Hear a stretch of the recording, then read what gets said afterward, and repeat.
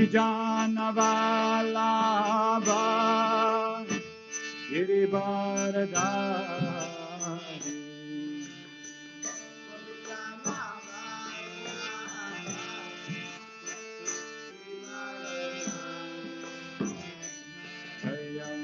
Gopijanavalabha Girivaradhari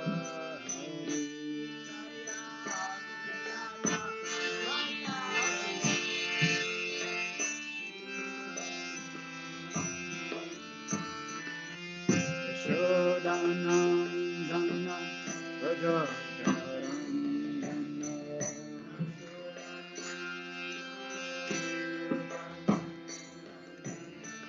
Yashodanandana Rajakarandana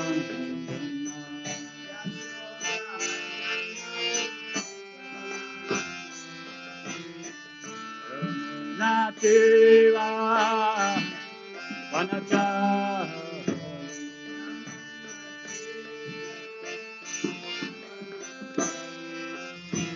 Yamuna Tira Vanachari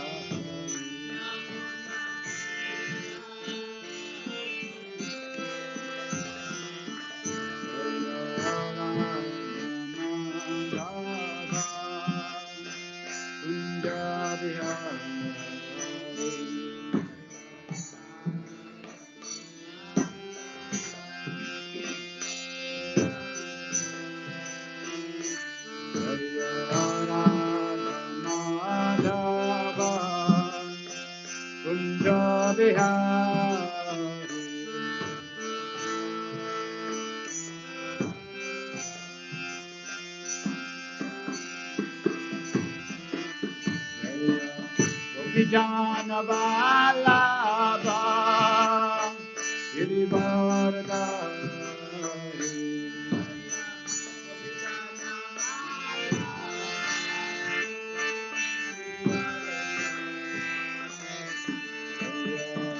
Vijanavalabha Girivaradhari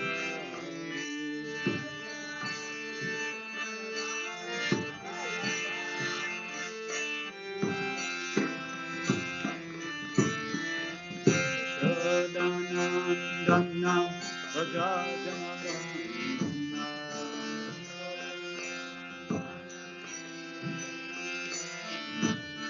Yashodanandana Rajajanarandana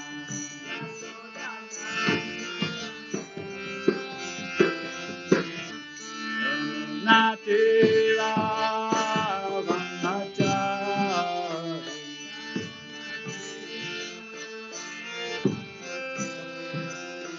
Yamuna Tira Vanachari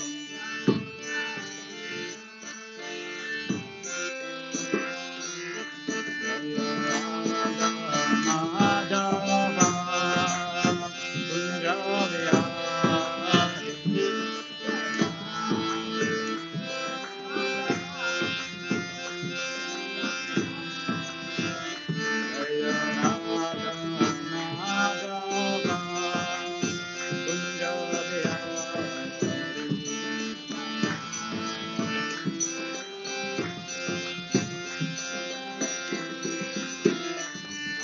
Krishna, Hare Krishna, Krishna Krishna, Hare Rama, Hare Rama, Rama Rama, Hare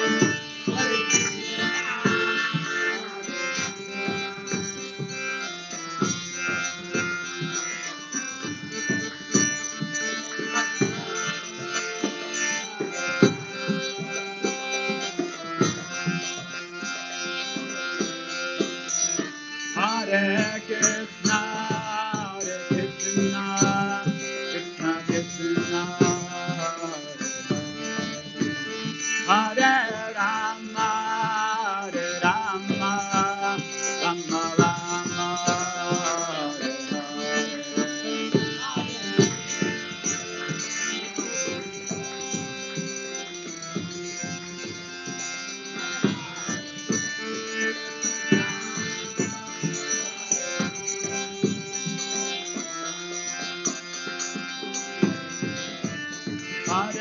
Krishna, Hare Krishna, Krishna Krishna, Hare Hare, Hare Rama, Hare Rama, Rama Rama, Hare Hare.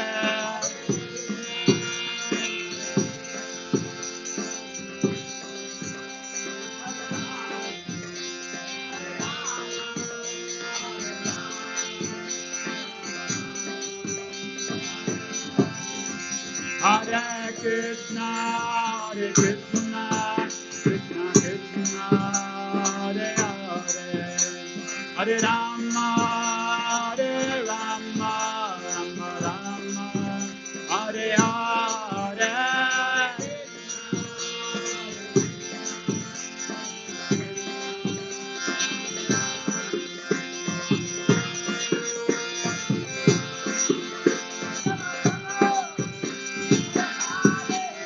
Hare Krishna, Hare Krishna, Krishna Krishna, Hare Hare, Hare Rama, Hare Rama, Rama Rama, Hare Hare.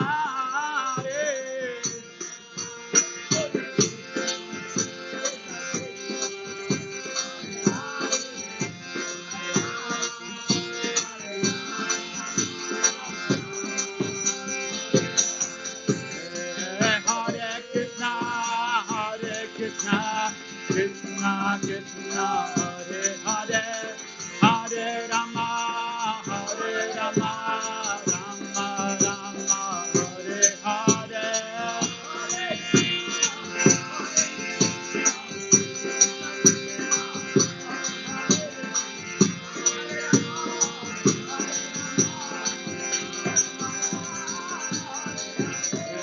Hare Krishna, Hare Krishna, Krishna Krishna, Hare Hare, Hare Rama, Hare Rama, Rama Rama, Hare Hare.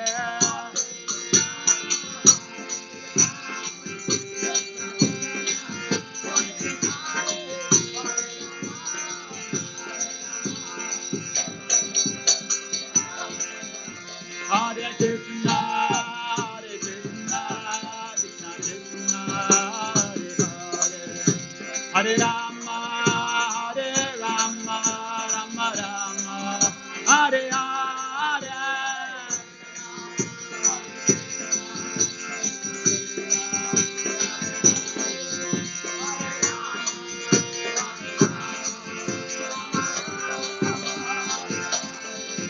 Jaya Radha Madhava Radha Madhava Radha.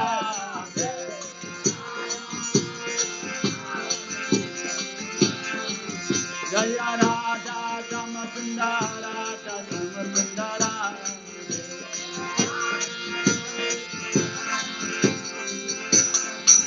Jaya Prabhupada, Prabhupada, Prabhupada, Jaya Prabhupada.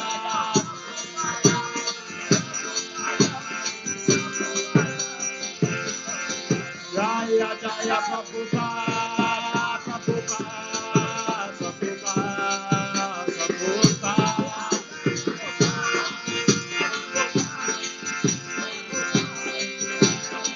Jaya Jaya Prabhupada, Prabhupada, Prabhupada, Prabhupada.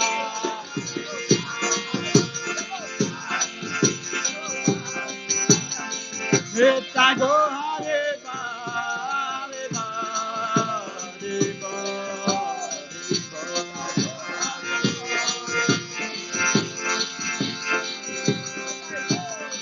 Nitya Go Hare Ba, Hare Ba, Hare Ba, Hare Ba.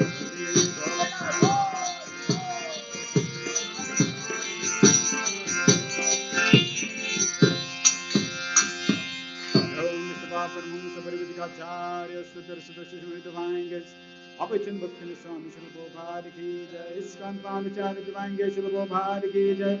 Yo Vishnu Paparam Sabarvachikacharya Sutra Sudakshi Shri Divange Shri Bhakti Swami Shri Prabhupada ki jai. Anand Guru Vaishnava ki jai.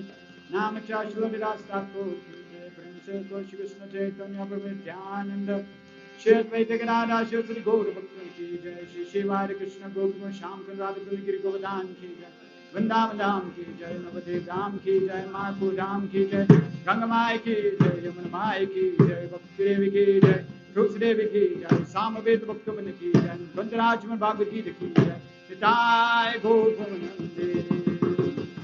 All glory is to the simple devotees. All glory is to the simple devotees. All glory is to the simple devotees. All glory, Shri Guru and Shri Guranga. All glory, Shri Prabhupada Ki.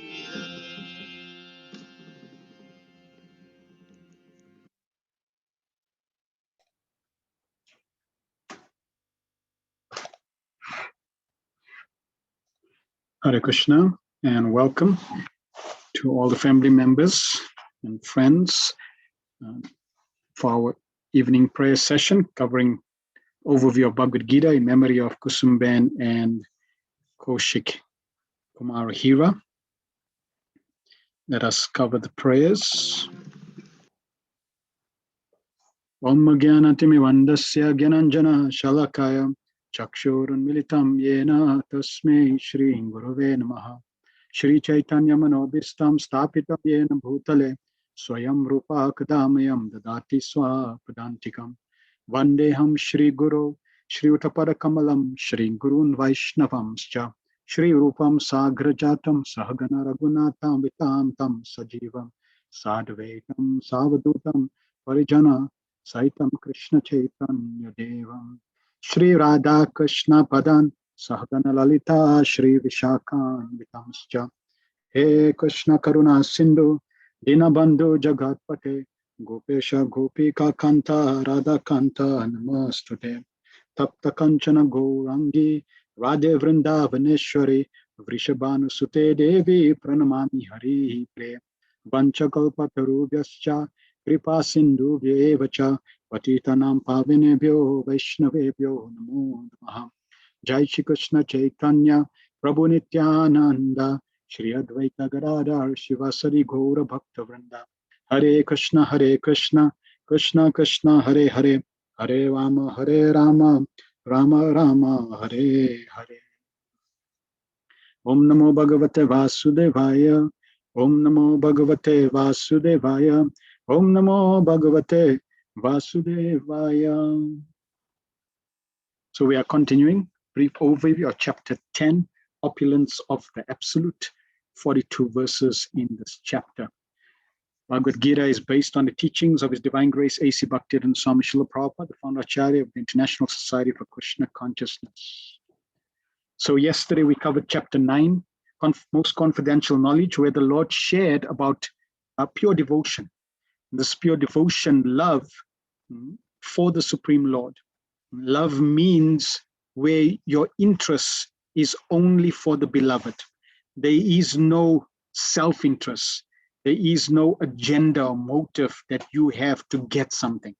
You are serving simply out of the desire to please your beloved. And when that is reposed to the Supreme Personality of Godhead Krishna and his associates, that is pure devotional service. And this pure devotion, this is what Krishna is hungry for. This is what the Lord is desiring. Just like in a family, in the family, the parents, they have a child. Now the parents have far more opulence than the child. So they don't want some material gain from the child. Firstly, the child doesn't have the capacity, but even if the child did, they're not really interested in that.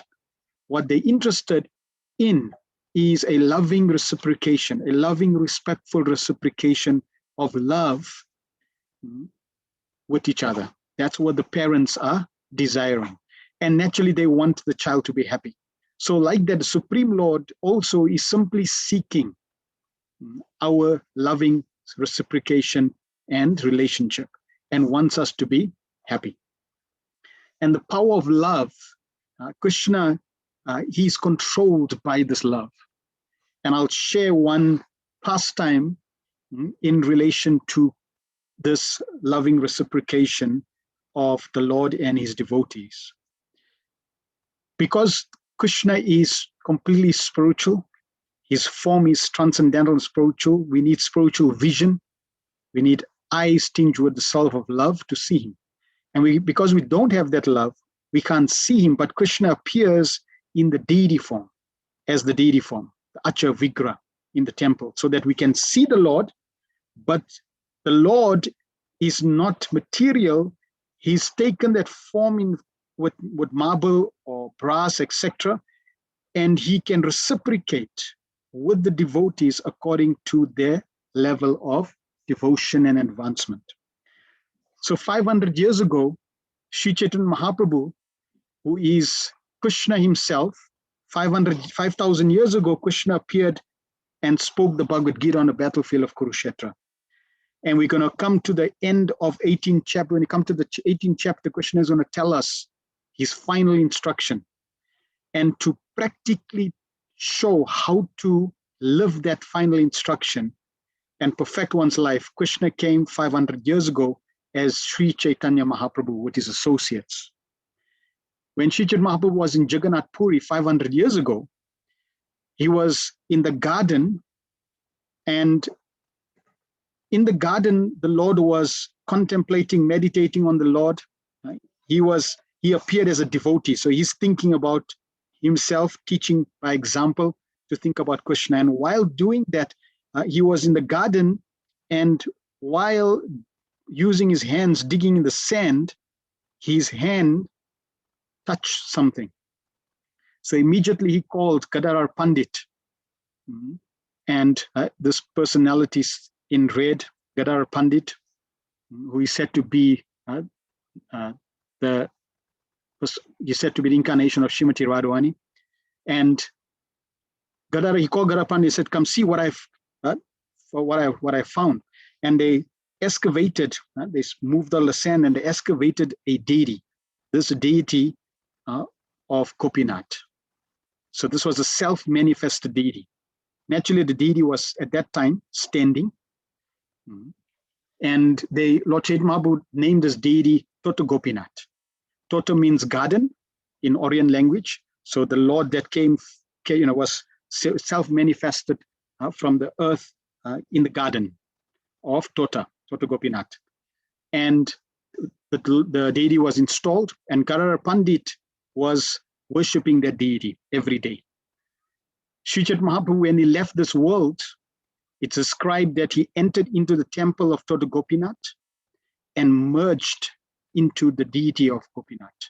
So when you see this deity of Lord Gopinath, you'll see near the knee, there's a golden strand, because Lord Chaitanya Mahaprabhu was golden, and there's a golden, like a crack there, where the Lord entered into the deity.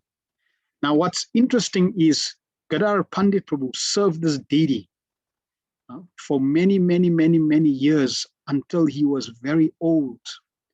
And he was so old that he could not even stand up straight.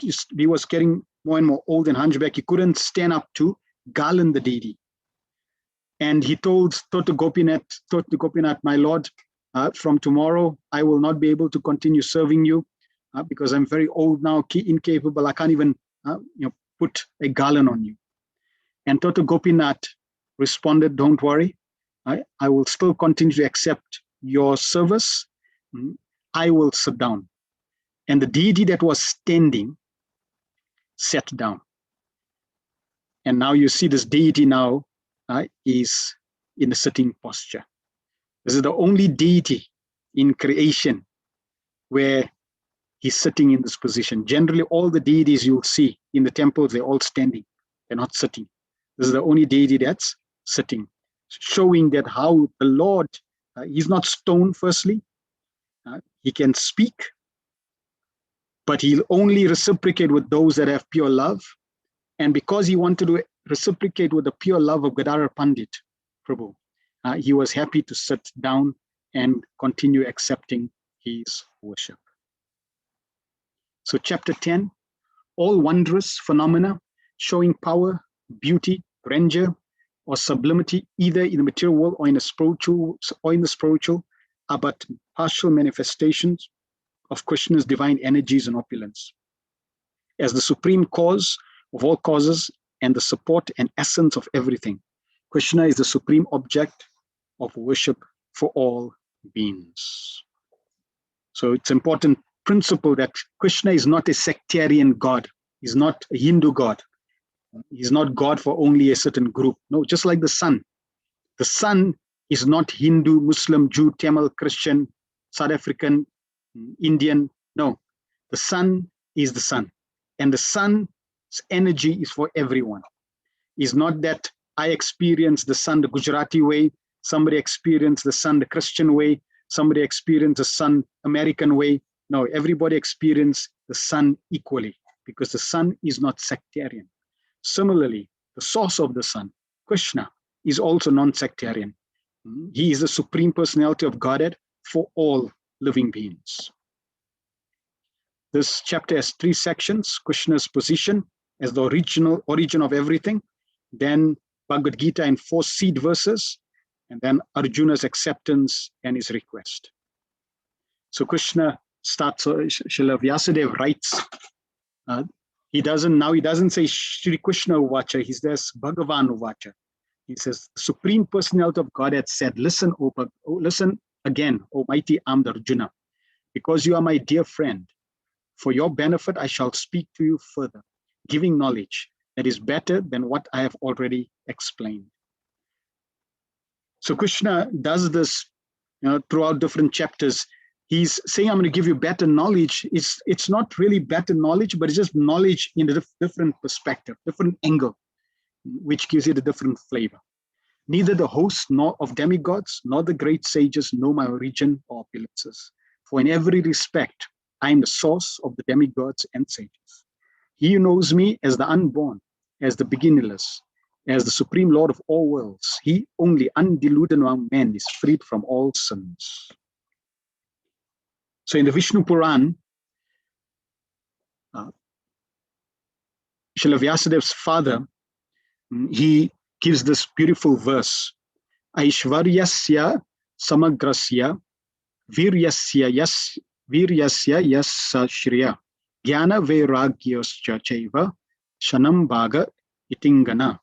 Bhagavan is giving a definition of Bhagavan. Bhagavan, the Supreme Personality of Godhead, is thus defined by Parasar Muni as one who is full in 6 opulences, who has full strength, full fame, full wealth, full knowledge, full beauty, and full renunciation. And Krishna, in the verses we read, is saying that he is the cause of all causes. He's the root cause of everything. And everything we see, the demigods, the sages, the material creation, all the species, they are all the effect. Now, the effect cannot fully comprehend the cause. The effect is limited in its capacity to understand the cause. And Krishna is unlimited. Therefore, it's impossible for the conditioned souls who are very limited to understand, including the demigods, to understand Krishna completely. Appreciating Krishna's position leads to surrender. In this chapter, Krishna is going to share with us many of his opulences. And when we see these opulences in creation and we appreciate them, understanding that they're coming from Krishna, this breeds surrender, this breeds humility, this breeds appreciation for Krishna. So the highest summit of spiritual perfection is knowledge of the Supreme Personality of Godhead, knowledge of Krishna's Supreme Personality. Then knowing God, second level, is great. But generally people know God is great, but they do not know in detail how great is God. Srila Prabhupada, when he would be preaching in Muslim countries, he would always say, yes, Allah means the great one, which is very good. But how great is Allah? So in the Vedic scriptures, we get a tremendous amount of knowledge that reveals the greatness of Krishna. Just like Mahavishnu, from his pause as his breathing, here's Mahavishnu. Creation and destruction, when Mahavishnu breathes out, millions of universes, bubbles from his pores, just like perspiration come from our pores, bubbles of universes manifest from Mahavishnu's body. When he breathes in, the universes are destroyed. So creation is basically one nisha, 1/4 of a second for Mahavishnu. Breathe in or breathe out, breathe in, breathe out, breathe in. And that time span of one nisha, 1/4 of a second, is 311 trillion 40 billion years of our lifetime. What is the need to know these opulences that Krishna is going to reveal in this chapter? Only if one firmly is convinced about these opulences, then one can accept Krishna with great faith and without doubt. One becomes fixed up and sincere in loving devotional service, and one comes to the platform of factual knowledge. There is no alternative but to surrender. And the conclusion is that do not neglect to understand fully how Krishna is great, and he is the forefather of all forefathers and all the demigods in administration. Then Krishna gives us Chaturshloki, Bhagavad-Gita in 4 verses. So even if you don't remember all that we covered, these 4 verses, we should try to remember something about these 4 verses, which is Bhagavad-Gita in 4 seed verses. Krishna starts off with the question, is Sri Krishna the Supreme Personality of Godhead? Is he the cause of all causes? Is he the root of everything? Krishna says, Aham sarvasya prabhavo matta sarvam pavartate iti matva bhajante mam buddha bhava samanvita. I am the source of all spiritual and material worlds. Everything emanates from me. The wise who perfectly know this engage in my devotional service and worship me with all their hearts. So here Krishna is making very clear that he is Aham sarvasya prabhava. I am the source of all material and spiritual worlds.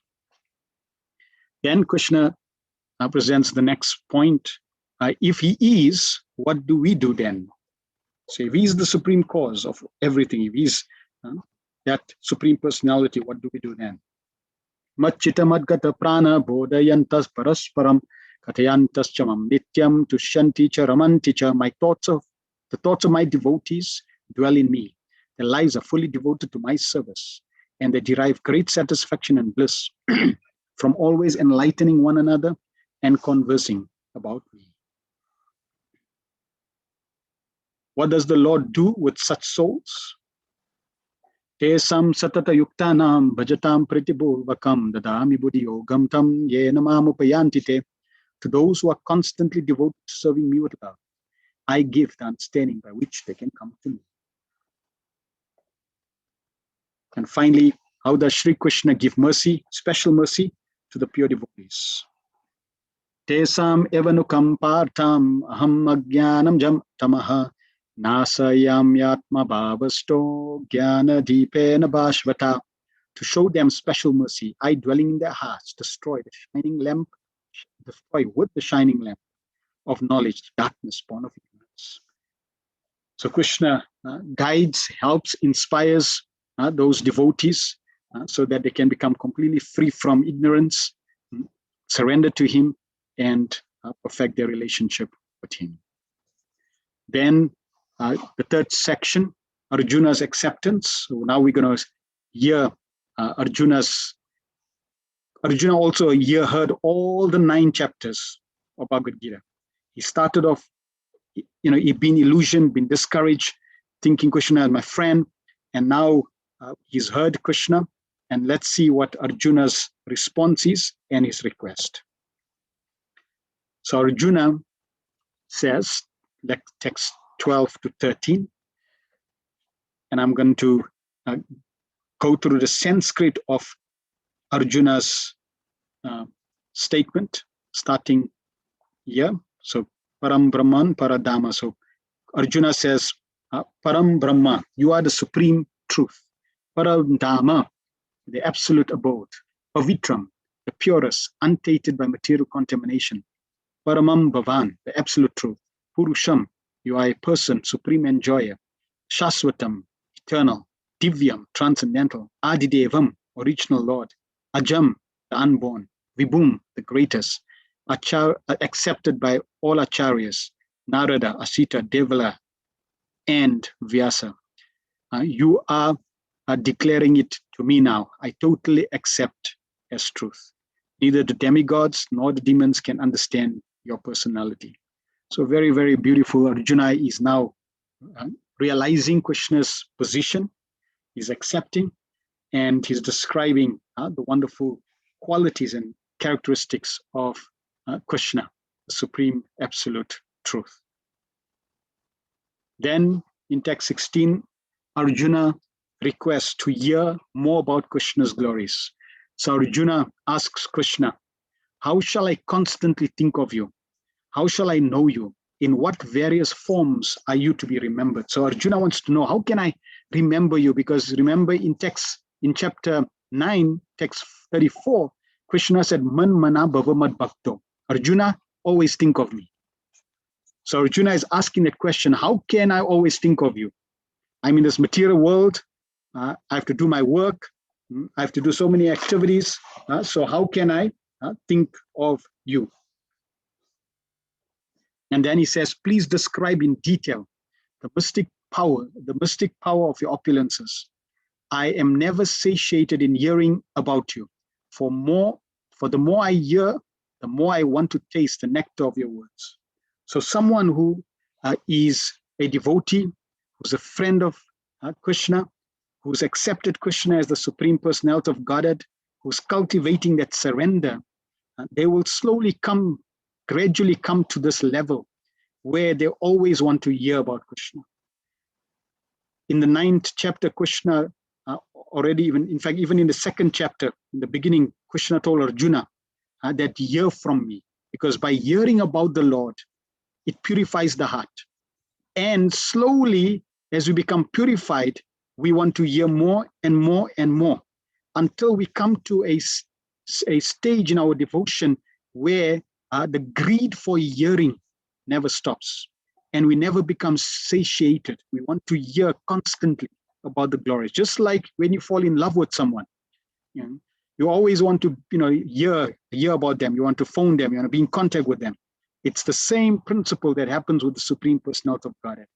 You fall in love with the Supreme Lord, you can't stop hearing. So Arjuna, he's making that very clear here, that he's not satiated. He wants to hear more and more. So now the Lord, for the balance of the chapter, Krishna is going to go through all his different opulences that we can remember and contemplate.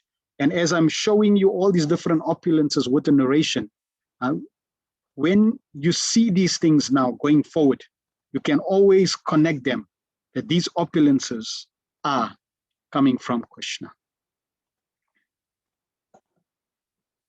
O Janardana, please describe in detail the mystic power of your opulences. I am never satiated in hearing about you. Why are you again and again asking, Arjun? I've already answered with Aham Sarvasya Prabhavo.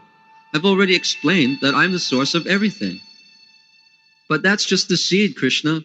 Explain to me in more detail. By these sweet teachings, you have created a greed in me. Therefore, you are making me beg more and more from you. And the more I hear, the more I want to taste the nectar of your words. You are tasting with your ears, Arjun? Yes, Krishna. My ears have become like a tongue, the agent for tasting the nectar of your words. Hey, Hanta.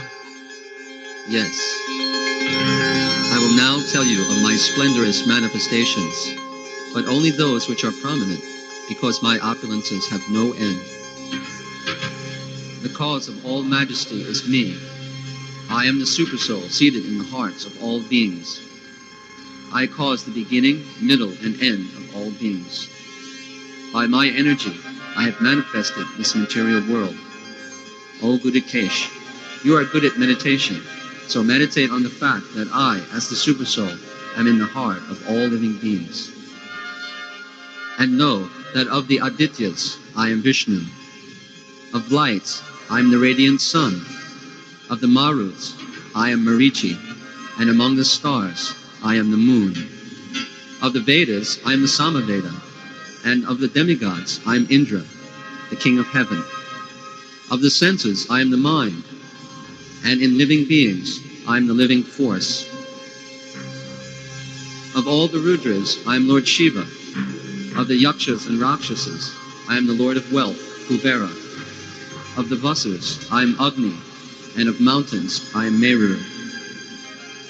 Of priests, O Arjuna, know me to be the chief, Brihaspati. Of generals, I am Kartikeya, and of bodies of water, I am the ocean. Of the great sages, I am Bhrigu.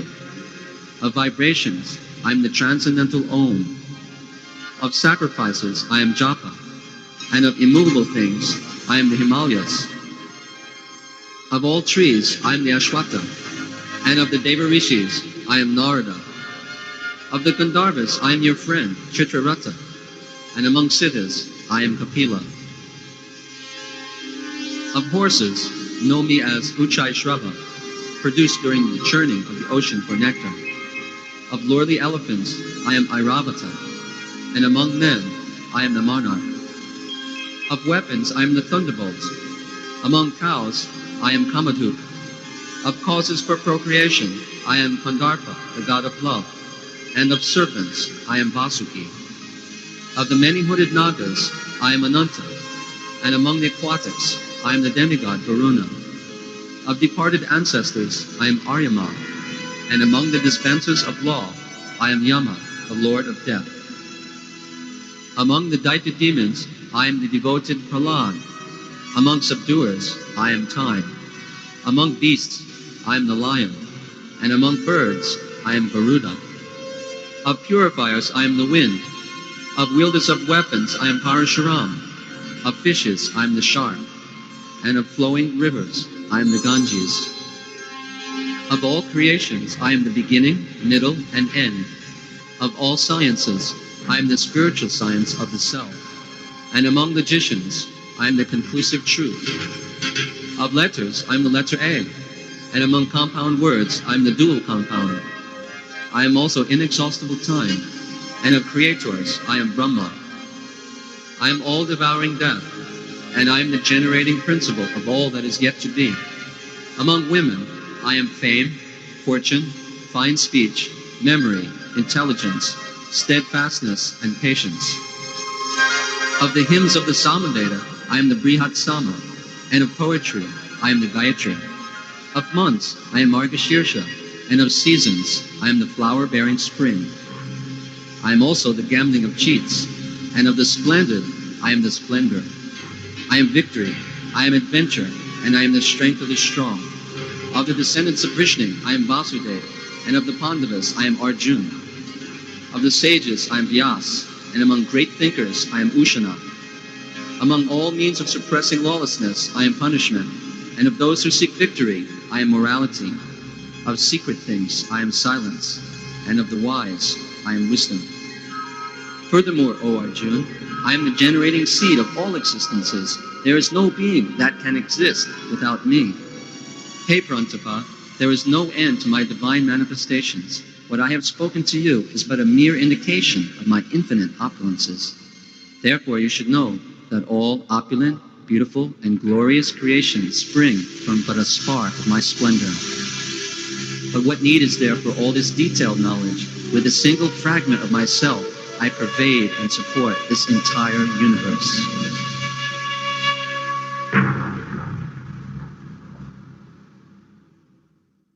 So in this way, we can see how Krishna, his potency, his power is pervading all forms, all areas of existence. And Krishna says that what he's covered is simply a spark of his splendor. Just consider if all that Krishna has covered is simply a spark of his splendor, how much more splendorous, how much more wonderful Krishna is, who can be compared to the infernal. So when we see these different aspects of Krishna's power, potency in creation, we can remember, just like if you go to the ocean and you see the ocean, you can immediately remember Krishna says, of bodies of water, I am the ocean.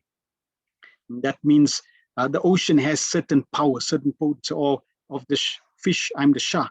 The shark has certain potencies or characteristics. People are very fearful of the shark. That potency that makes people fearful, that potency is coming from Krishna. All potencies, everything that we have, that we see, that's majestic, that's powerful, that's amazing, extraordinary, that's coming from Krishna. Why? Because he is the cause of all causes. Chapter 10, The Opulence of the Absolute. When discussing the subject of spirituality among different audiences, certain reservations invariably seem to surface. People complain that they cannot see God at work, that He is not manifest in person before their eyes, and they have no direct experience of His existence. Show me God, the skeptics posit, and then I'll believe in Him. In chapter 10, Krishna explains how the spiritualist can simultaneously perceive God as the source of the creation and also see God within the creation. However, this requires more than an intellectual understanding. It actually calls for transformation of one's consciousness and revelation from within. Aham sarvasya prabhavo mattah sarvam pravartate iti matva bhajante mam buddha bhava samanvita. I am the source of all spiritual and material worlds. Everything emanates from me. The wise who perfectly know this engage in my devotional service and worship me with all their hearts. The acronym for this chapter is called C. S, source of everything. E, essence of Gita. E, everywhere. Verses 1 to 7 take us through the theme of source of everything. S. Modern science is founded upon the methodology of ascending knowledge, where one attempts to understand reality in its fullest extent by empirical research and experimentation. Krishna makes a simple but powerful rebuttal of such an approach. He explains how something which has been created cannot understand its source independently. For example, if one wanted to ascertain the identity of their father using a purely experimental approach, it would be highly impractical and most likely inconclusive. However, if one accepts the testimony of their mother first and subsequently experimented, such an approach would more likely be successful.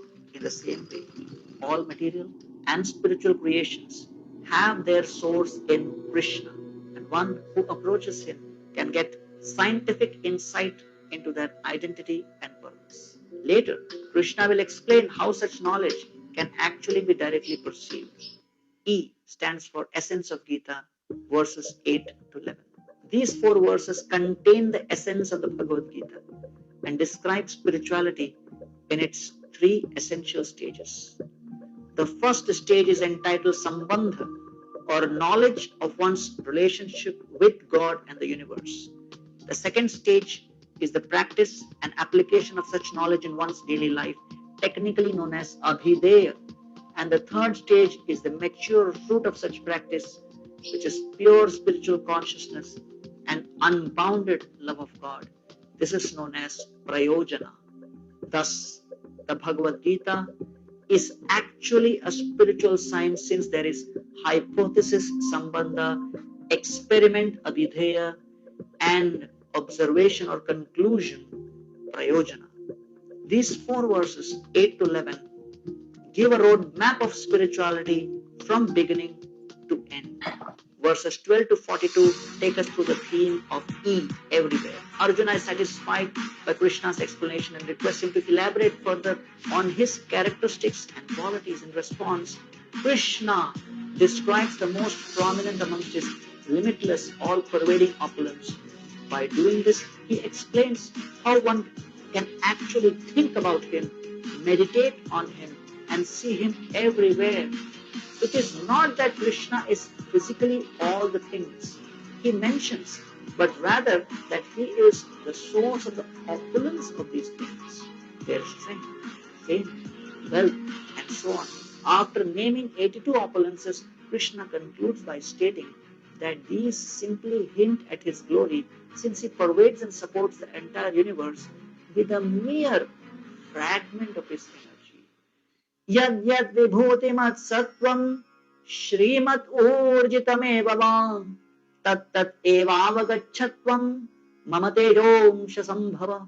Know that All opulent, beautiful, and glorious creations spring but from a spark of my splendor.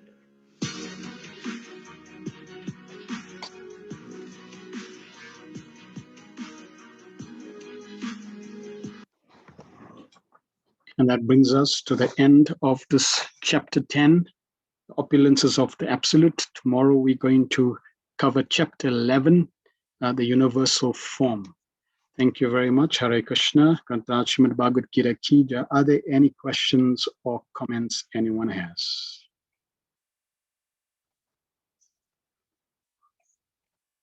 Please feel free to ask.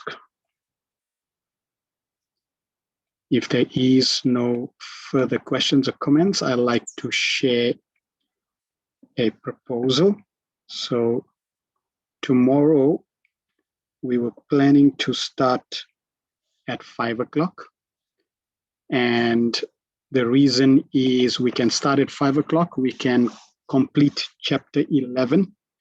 And then after we complete chapter 11, I asked Sunny Prabhu if the family could introduce themselves, because this is the first time ever in my presenting career of spiritual life that I'm speaking to a computer.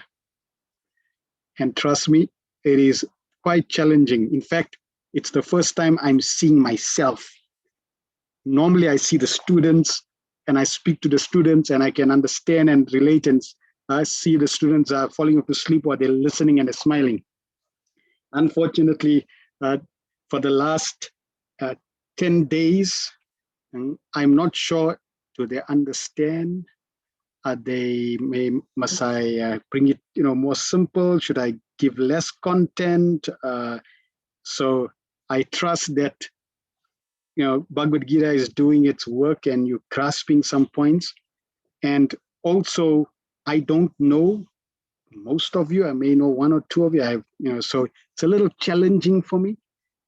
Therefore, if you confirm or acknowledge my request, accept my request that tomorrow we start at 5, and then hopefully, if you don't want to share, so the idea is basically, everyone can show their camera, if it's possible. If not, no problem. But at least show a camera.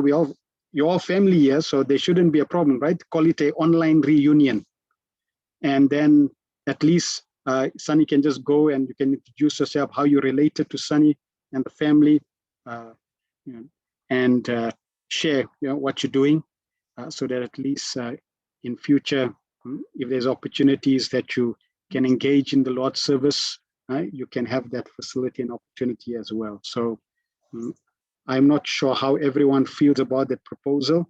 You can type in the chat, or you can unmute and let me know what you think of the idea.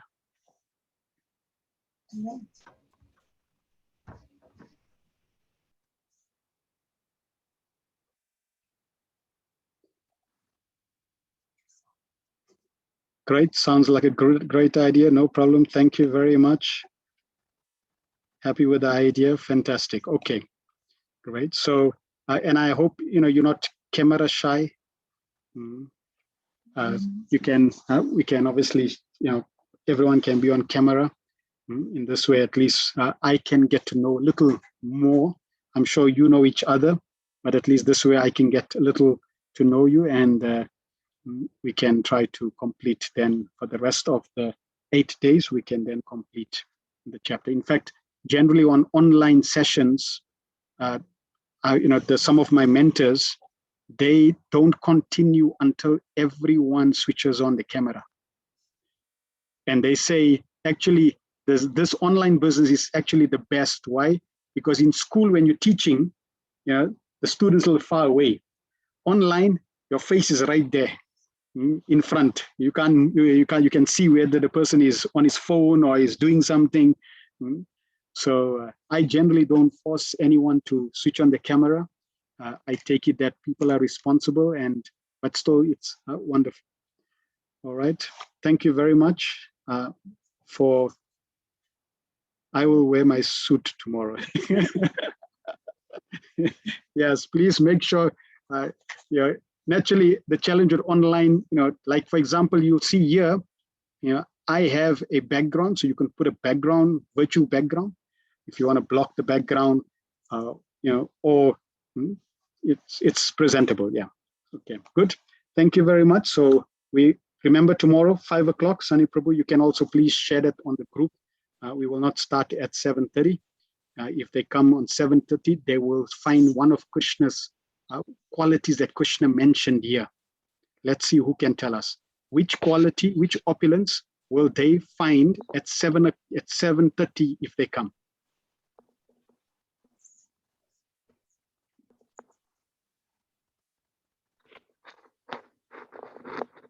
Air?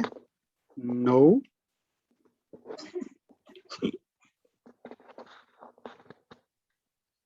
Silence. Yes, silence, correct. So they'll come online, everything's quiet.